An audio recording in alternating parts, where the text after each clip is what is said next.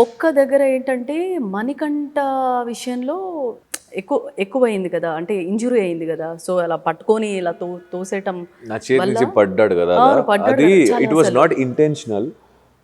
అక్కడ మీరు చూస్తే ఆ వీడియోలో కూడా తెలుస్తది. వెనకాల ముందు అంతా ఉన్నాం. మనోడిని పట్టుకొని ఇలా సైడ్‌కి తీసుకొచ్చేసరికి చెయ్యి పడ్డాడు.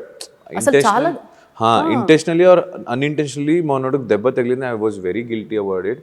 అండ్ నేను కిచెన్ దగ్గరికి వెళ్ళి సారీ చెప్పడం కూడా జరిగింది. మనోడు వస్తే తర్వాత కాసేపు అయిన తర్వాత నాకేం గుర్తు రావట్లేదు, నాకేం గుర్తులేదు అన్నాడు. అవునా? అది వచ్చిందో లేదో బయటికి తెలీదు. బికాస్ లైవ్‌లో ఉన్నాం అది రాలా? కాబట్టి. అది రాదు. అలాంటిది రాదు మళ్ళీ. కదా!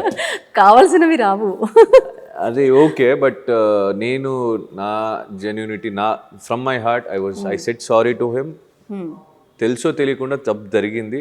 He got hurt because of me and I genuinely said sorry to him. అది బయటికి రాకపోయినా నాకు అనవసరం. ఎందుకంటే ఆ మనిషికి నాకు చెప్పాలి, బయట జనాలకు కాదు. ఆ మనిషి హర్ట్ అయ్యాడు కాబట్టి ఆ మనిషికి చెప్పాలి. నేను చెప్పడం కూడా జరిగింది.